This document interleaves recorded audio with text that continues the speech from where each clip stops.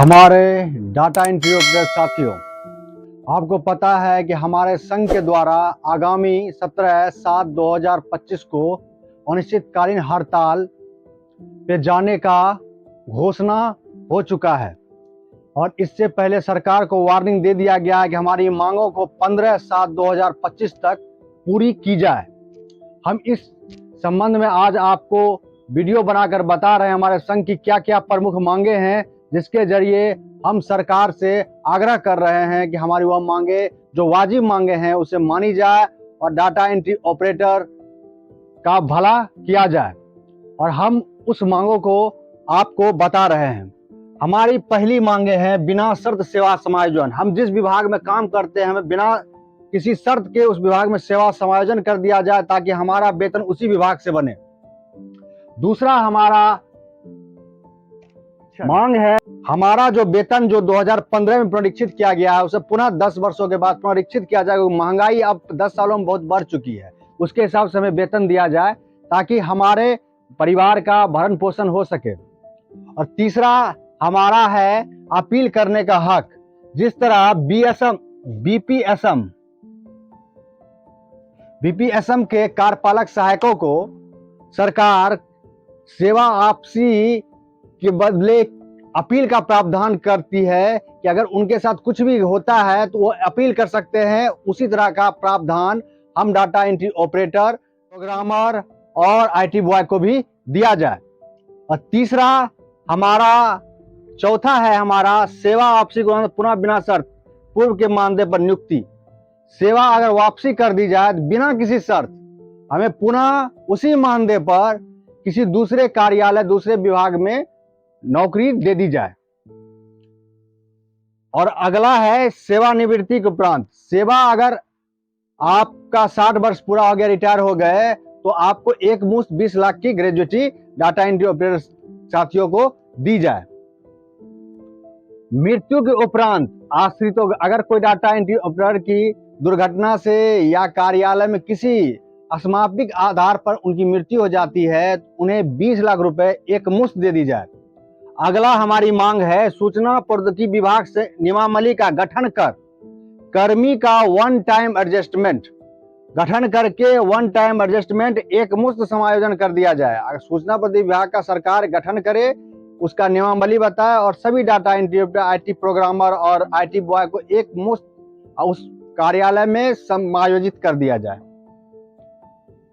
और अगला है हमारा 3 वर्ष एवं 10 वर्ष के उपरांत जो डाटा एंट्री ऑपरेटर साथीगण 3 वर्ष की सेवा पूरी कर चुके हैं, 10 वर्ष की सेवा पूरी कर चुके हैं, उनको ग्रेड 1 3 वर्ष जो पूरी कर चुके ग्रेड 1 का लाभ मिले, जिसमें 20% आपका वेतन वृद्धि है, और 10 वर्ष की सेवा जिसमें ग्रेड 2 जिसमें के तहत 30% वेतन वृद्धि की जाती है, उसका लाभ हमारे डाटा एंट्री ऑपरेटर साथियों को मिले। और अगला है चिकित्सीय लाभ। हम सबको पहले 1 साल 2 साल हमें ईएसआई दिया जाता है, उसके बाद चिकित्सीय लाभ है नहीं। हमारे साथी जॉब के दौरान बीमार हो गए, किसी दुर्घटना में, उनका इलाज कैसे हो, तो चिकित्सीय भत्ता भी दिया जाए। और परिवहन भत्ता, बहुत से विभाग में आने जाने के लिए कर्मी को परिवहन भत्ता दिया जाता है, तो परिवहन भत्ता भी दिया जाए। आवासीय भत्ता, बहुत सारे रेगुलर कर्मियों को आवासीय भत्ता दिया, अगर कोई दूर रहते हैं तो उनको आवास भत्ता मिलता है जिसे हम एचआर कहते हैं, वह भी डाटा एंट्री ऑपरेटर साथियों को मिलना चाहिए। स्थानांतरण भत्ता, अगर किसी साथीगण को एक जगह से दूसरी जगह स्थानांतरण कर दिया जाता है, उसको वहां जाने में अपने जो भी जरूरी सामान है उसे ले जाने में उन्हें बहुत कठिनाइयां होती है, उनके लिए जो उनको लागत लगता है एडजस्ट करने में, उसके लिए उन्हें स्थानांतरण भत्ता भी दिया जाए।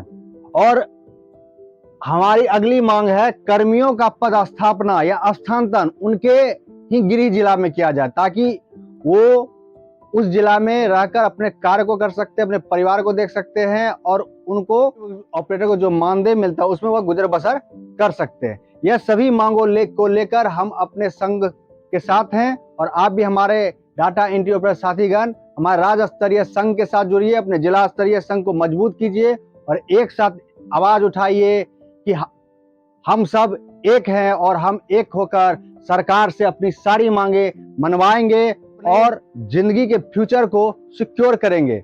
और अगर आप इस बार चुके तो आप कुछ नहीं कर सकते हैं।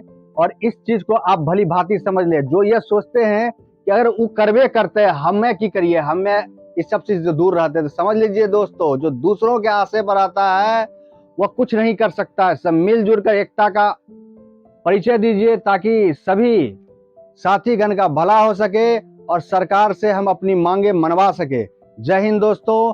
अगले हम हड़ताल से रिलेटेड अन्य सभी जानकारियां लेते आएंगे। और अंत में यही कहना चाहते हैं, 17 तारीख को आप सब कमर कस ले ताकि राज्य संघ का मनोबल भी बढ़े और उन्हें हमारी एकता देखकर उन्हें लगे कि सरकार को अब झुका के ही रहेंगे।